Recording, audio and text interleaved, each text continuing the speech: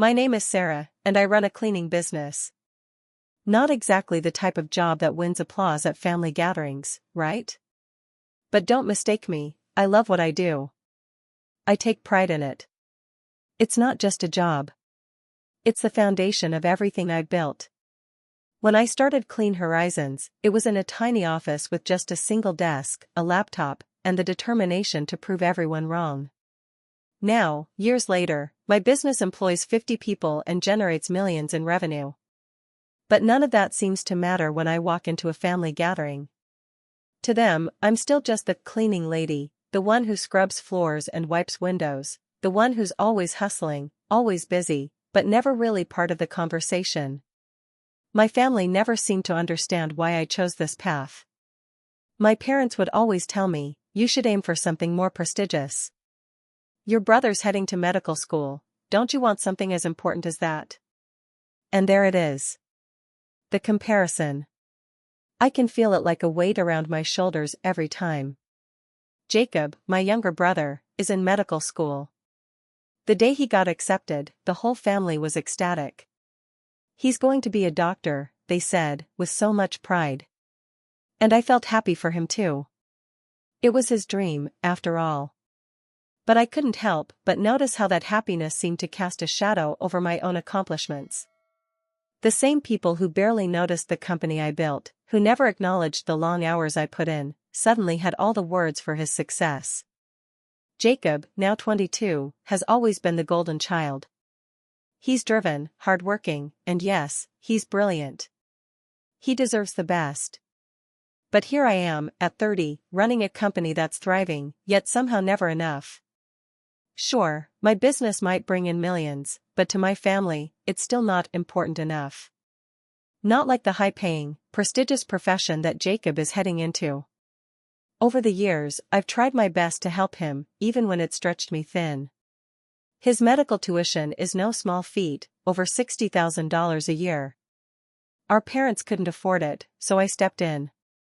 For the last 3 years, I've covered his costs. I've worked around the clock, taken on clients I'd rather not have, just to make sure Jacob could chase his dream. And yet, no matter how hard I work, I'm still the person who gets her hands dirty, literally. But here's the truth, I'm not ashamed. Not one bit. Yes, I may be the one scrubbing floors, but I'm also the one who built this. I'm the one who created this business from nothing. I'm the one who turned a humble beginning into something people trust. And I will keep doing it, no matter what anyone thinks. But it does hurt, sometimes. When my parents talk about Jacob's future, how proud they are of him, and then they casually ask, "Are you still doing that cleaning thing, Sarah?" The subtle way they diminish what I've done. It's hard not to feel invisible in those moments. Still, I remind myself, I built this. This business is mine. It's not easy, and it's not glamorous, but it's mine. I'm providing for my employees, creating jobs, and giving people a sense of security in their daily lives. That's something. That's more than something. But as I sit in the quiet of my office, late at night after everyone's gone home, I can't help but wonder, will they ever truly see me? Will they ever stop seeing me as just the cleaner and recognize me for the woman who built something worthwhile? I might not have the accolades of a doctor or the fancy title. But I have something more. Something real.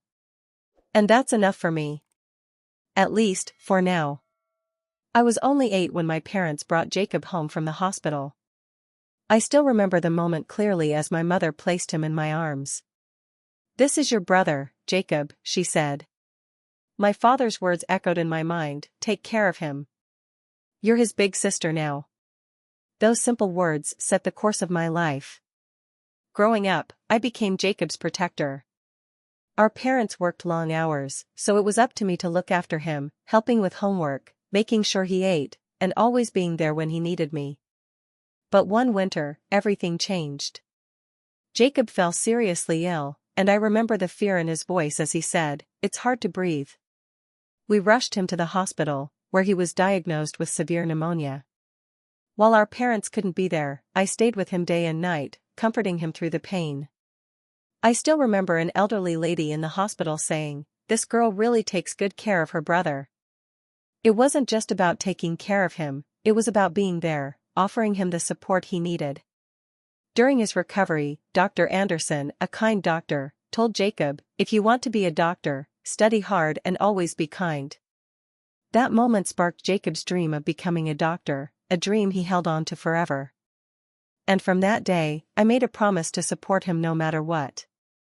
Looking back, those early years of responsibility shaped everything that came after. It wasn't just about cleaning up messes, it was about doing whatever it took to help Jacob realize his dream.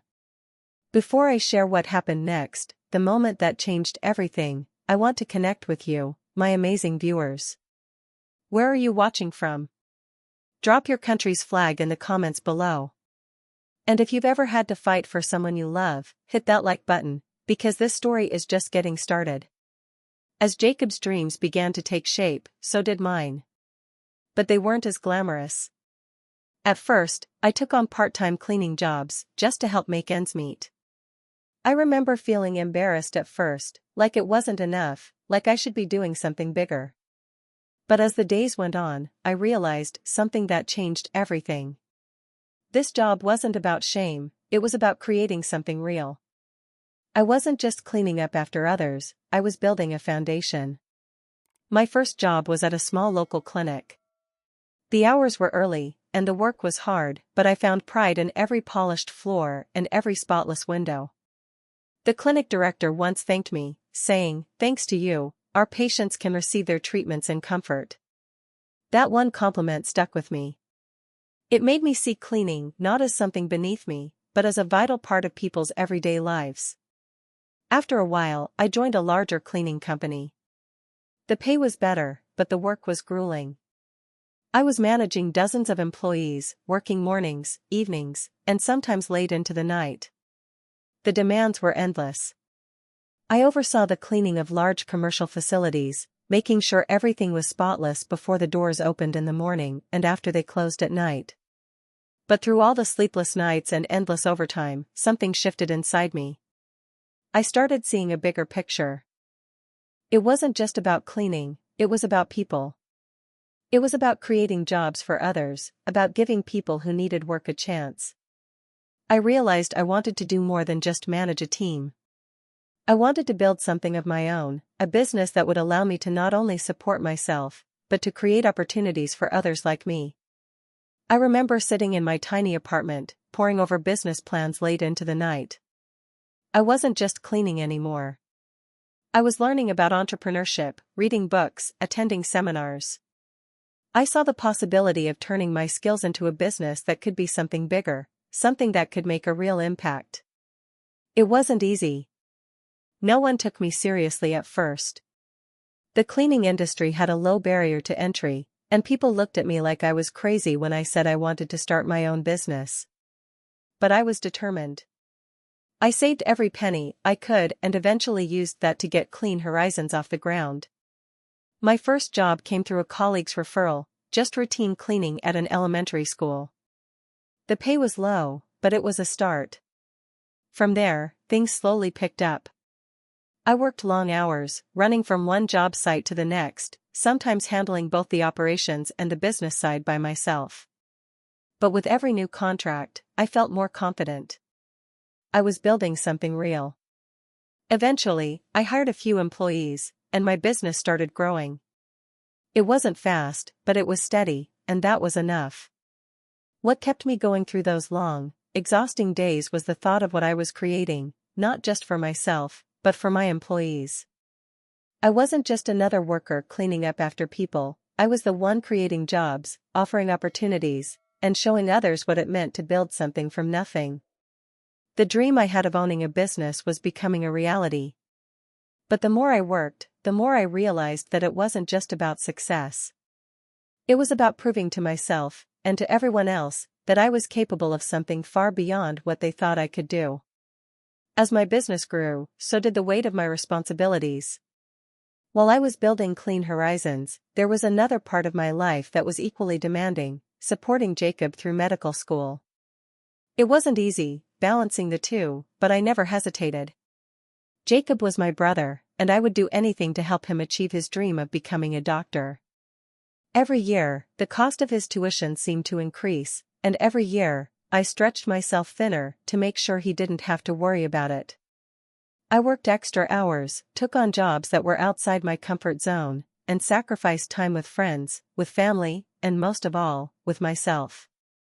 There were nights when I would fall into bed, exhausted from a 16-hour day, and still have to wake up early the next morning to keep it all going. I never complained. It was my choice, and I didn't expect gratitude in return. But as the years passed, something inside me began to change. I couldn't ignore the exhaustion anymore, the deep, overwhelming fatigue that settled into my bones. I could see it in my own reflection, the tired eyes, the lines on my face deepening faster than they should have. I was giving everything to help Jacob, but at what cost? The financial strain was one thing, but it was the emotional toll that hurt the most. There were moments when I questioned whether it was all worth it. Watching Jacob thrive in medical school, surrounded by peers who came from families that could easily afford the tuition, while I struggled just to keep up with the next bill, felt like a constant reminder of how different our lives were. And it wasn't just the money. It was the way my family treated me. While everyone showered Jacob with praise, I was still the one who was just cleaning. The sacrifices I made, the late nights I spent managing both my business and Jacob's expenses, none of it was acknowledged. The harder I worked, the more invisible I became. My parents, who had once expressed gratitude for my help, had shifted their focus entirely onto Jacob's success, as if mine no longer mattered. At first, I told myself it didn't bother me. After all, I was helping him follow his dream, and that was enough. But as I saw the pride in my parents' eyes whenever they talked about Jacob's progress, I couldn't help but feel left behind. It wasn't just about the financial support anymore, it was about being seen. It was about feeling like I mattered, too. I knew I was doing the right thing by supporting him. But the question kept lingering, what about me? What about the dream I'd built from the ground up? The business that I had poured my soul into? The work that I was so proud of, but that everyone else seemed to dismiss. And yet, despite the strain, I kept going. I couldn't stop. Jacob's dream was my dream, too. The love and responsibility I felt for him were so deep that I pushed my own needs aside without question. But as I watched him thrive and grow, I couldn't help but wonder, would anyone ever see me for what I truly was? Would my efforts ever be recognized for the sacrifice they truly were? As Jacob's medical school journey progressed, so did the growing distance between us. It was subtle at first, small comments here and there, a slight shift in my parents' attention, but over time, it became undeniable. Jacob's dream of becoming a doctor was no longer just his ambition, it was the family's pride, something that defined us all. The more he excelled, the more my own contributions felt like a mere afterthought. At first, I was proud. Who wouldn't be? Jacob was working tirelessly, staying up late studying, getting top marks, and slowly inching closer to becoming the person he'd always dreamed of. But as his success grew, so did the gap between us. I was still the one waking up at 4 a.m. to manage my cleaning business, still the one making sacrifices to keep things afloat, while Jacob's world expanded. He started hanging out with classmates, attending prestigious medical conferences, and his circle of friends was filled with people who were as driven and ambitious as he was. I watched all of this from a distance, trying not to feel the weight of the changes. But what hurt the most wasn't Jacob's newfound success, it was the way my family began to change, too. My parents' pride in Jacob was so overwhelming that it felt like I was invisible. They began to speak of him as if his accomplishments were the only ones that mattered. Every family gathering, every conversation, revolved around Jacob's latest achievement, his next step in the medical field. I had built a successful business, worked harder than anyone else I knew, but it was never enough. Jacob's going to be a doctor soon, Sarah. Can you believe it? My mother would say with such excitement, her voice full of pride. He's going to make such a difference in the world. And while I shared in her joy, there was a quiet ache deep inside of me. I had spent years helping him get to this point, sacrificing my time, my money, my own dreams, and yet, all I was left with was the feeling that I was somehow less important. The tipping point came one evening during dinner. I had just come from a long day at work, trying to wrap up several contracts for my business, when my father casually mentioned, "Jacob's looking at some medical internships. It might even lead to a full-time position at a major hospital." His words were filled with pride, but as I sat there, I couldn't help but feel the sting of what was unsaid. My own work, my own accomplishments, had become a footnote, nothing more than a passing mention. I tried to ignore it, to keep the resentment from growing. But I couldn't. Every time my parents talked about Jacob's future, it felt like they were erasing the years I had spent working to support him, the countless hours I had given up to make sure he had the chance to pursue his dreams. What hurt the most was how casually they spoke about my business, my life's work, as if it were just a phase, a small side project that didn't really matter in the grand scheme of things. The worst part? Jacob didn't even seem to notice. He was so wrapped up in his studies, his future, his world, that he no longer saw me as the sister who had always been there. Instead, I became a distant figure, someone who was always in the background, supporting his dream but never truly part of the conversation. It wasn't just the praise for Jacob's accomplishments that hurt, it was the complete lack of recognition for what I had done.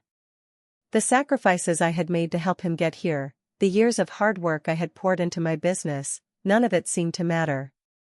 My family's pride in Jacob had pushed everything else into the shadows. And as I watched Jacob's world expand, my own world began to feel smaller. It wasn't just about the physical distance, he was busy with school, and I was busy with work, it was the emotional distance that grew between us. I had spent years building him up, supporting him, and now it felt like he was becoming someone I didn't know. But I couldn't stop. I couldn't give up on him, even as the distance between us grew. Because no matter how much it hurt, no matter how invisible I felt, I still believed in his dream. I still believed in him. The breaking point came slowly, like the cracks in a wall that you try to ignore until it all comes crashing down. For so long, I had swallowed the hurt, burying my frustration in the long hours of work, in the relentless pursuit of building my business. But one evening, as I sat around the dinner table with my parents, I realized just how much I had been holding back. It was supposed to be a simple family dinner, a time to reconnect, but it felt more like a reminder of how far apart we had drifted. Jacob was talking about his medical school progress, about an internship opportunity that could potentially lead to a prestigious position. My parents were hanging on every word, their eyes shining with pride. But there was something in the way they spoke about his future that cut deeper than usual. It was as if nothing else mattered anymore, not the late nights I spent managing my company, not the sacrifices I had made to support Jacob through school. Everything I had done to help him get to this point had faded into the background. I tried to stay calm, to keep the smile on my face as they spoke about Jacob's future. But it was getting harder to pretend.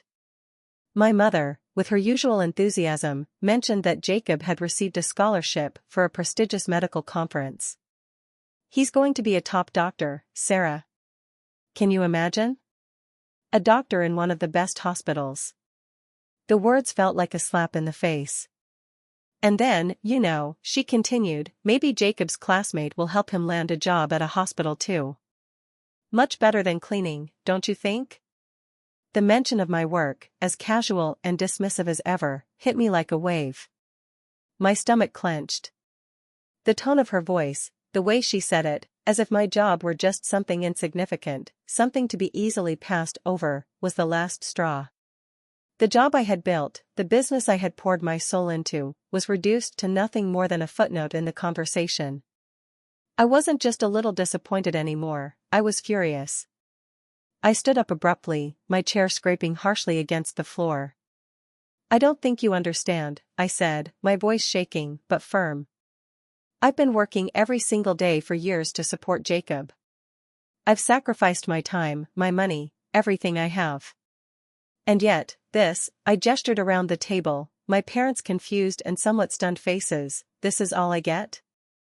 Just a few words of gratitude and the constant implication that my work doesn't matter?" The room fell silent. My parents looked at each other, unsure of how to respond. Jacob, who had been quietly listening, finally looked up, his face filled with confusion. "What's going on, Sarah?" he asked, his voice a mix of concern and frustration. But it wasn't concern for me. It was concern for himself, for the future that he had always taken for granted. "You think you know what it's like," I said, my voice growing more emotional, "but you don't. You don't know what it's like to work every day, to watch everyone else get praised while you're the one cleaning up, behind the scenes. I've been here, fighting for you, for this family, and I've never asked for anything in return. But now, it feels like I'm invisible." Jacob stood up, a frown creasing his forehead. "Sarah, that's not fair. You know I'm grateful for everything you've done. But this," he motioned to the conversation, "this is my future. It's not like I'm forgetting you. I'm just busy." "That's exactly it," I nearly shouted. "You've forgotten me. You've forgotten everything I've done for you. And all I wanted, just once, was for someone to recognize it. To see me for the woman I am, not just the one who's always behind the scenes." The silence in the room was thick. My parents avoided my eyes, shifting awkwardly in their seats. Jacob, who had always been the one I supported, stood there, unsure how to respond. In that moment, I realized something that cut deeper than anything I had ever felt. I had been living my life for everyone else. I had been sacrificing, giving, and hoping for acknowledgement that was never coming. It wasn't just about the money anymore, or the endless hours of hard work. It was about the constant feeling of being overlooked, of being treated like I didn't matter. I had given so much of myself, and it was never enough. My worth had become tied to what I could give, to how much I could sacrifice for others. And now, standing there, I understood that I couldn't keep doing this. I couldn't keep pouring everything into a family that saw me as invisible. I had to stop. "From now on," I said quietly, "I'm not going to do this anymore. If you want my help, you'll have to earn it. Because I'm done being the one who sacrifices everything while everyone else gets to be the star." And with that, I walked away. I had finally reached the breaking point. It wasn't just about Jacob anymore, it was about me. It was about reclaiming my own life, my own worth. I didn't know what would happen next, but I knew one thing for sure: I was done living in the shadows. The consequences of my decision hit harder than I expected. The silence in the house that followed my outburst was deafening, and I could feel the tension lingering in the air long after I walked out of the room. It wasn't just that I had made a stand, it was that I had drawn a line in the sand. I was no longer going to be the one who sacrificed everything, and that realization left a heavy weight on my shoulders. For Jacob, it was a wake-up call he wasn't prepared for. In the days that followed, I saw the shift in him. At first, he tried to reach out, calling and texting, but it was clear that he didn't understand. "I'm sorry, Sarah. I didn't mean it that way. You know I appreciate everything you've done." But those words felt empty, hollow. They didn't hold the weight of the years I had spent supporting him. What followed was the most difficult thing I'd ever witnessed: Jacob struggling to face the reality of his own life. Without my financial help, the reality of his situation hit him hard. He wasn't just missing out on the comfort of not worrying about his tuition anymore, he was facing the prospect of failing to continue his studies, of seeing his dreams slip away because of his own inaction and my decision. For the first time, he was forced to take responsibility for his future. He applied for a scholarship, but the process was long and uncertain. The strain of studying, working part-time jobs, and dealing with the fear of not making it weighed heavily on him. I saw him struggling, physically exhausted, his shoulders slumped under the pressure. He started taking on shifts at a local clinic, working late into the night after classes, just to cover his bills and continue his education. The same drive that had once been a part of him now seemed like a burden he could hardly carry. But through all this, something started to change in Jacob. He was no longer the same person who had once dismissed everything I did for him. Slowly, I began to notice a shift in his attitude. One evening, after a long shift at the clinic, he came to my office. He looked different, tired, yes, but there was a sense of humility in him that hadn't been there before. "Sarah," he began, his voice softer than it had ever been, "I know I've messed up. I've been so focused on my own success that I never saw what you were going through. I never understood the sacrifices you made. I thought everything was supposed to come easy. But it doesn't. And I'm sorry." For the first time in years, I saw Jacob truly see me. Not as the sister who always helped, but as a woman who had fought for everything she had. And as he stood there, speaking those words, I felt a weight lift off my chest. Not because I needed an apology, but because I realized that, after all this time, Jacob was finally starting to understand the depth of my sacrifices. In the weeks that followed, Jacob changed. His arrogant certainty about his future faded into a quiet determination. He continued working at the clinic and tutoring to support himself, no longer expecting anyone else to pick up the slack. He stopped relying on others to smooth the path for him and began making decisions with a newfound maturity. And when he came home after his shifts, he would sit with me, sharing stories about his day, about his patients, about his dreams. We had real conversations, not just surface-level chatter. Jacob's growth wasn't immediate, but it was real. He started to see what it meant to truly work for something, to fight for something with everything he had. And as much as it hurt to see him struggle, it also felt like the only way he could truly grow. He needed to face the consequences of his actions to become the person he was meant to be. It wasn't just about the money anymore. It wasn't just about supporting him. It was about him becoming the man I had always hoped he would be, a man who understood the value of hard work, sacrifice, and the importance of the people who have always been there for him. The Jacob I saw now was not the one who had once taken me for granted, but someone who had earned my respect. And in that moment, I realized something profound. Jacob's journey was not just about becoming a doctor. It was about learning to stand on his own, and in doing so, he was learning to truly appreciate the life I had built, and the sacrifices I had made along the way. It wasn't just his dream anymore, it was our journey, one that we had both fought for. The days that followed Jacob's transformation were a quiet kind of healing. Our relationship, once strained and broken, began to rebuild itself in small, meaningful ways. Jacob's efforts to become more independent didn't just affect his studies, they affected us, too. I could see the weight lifting from his shoulders, his pride in earning his way, and most importantly, his recognition of the sacrifices I had made. One evening, after a long shift at the clinic, Jacob came over to my office. He had a tired smile on his face, but there was something different in his eyes, a kind of openness that had been missing before.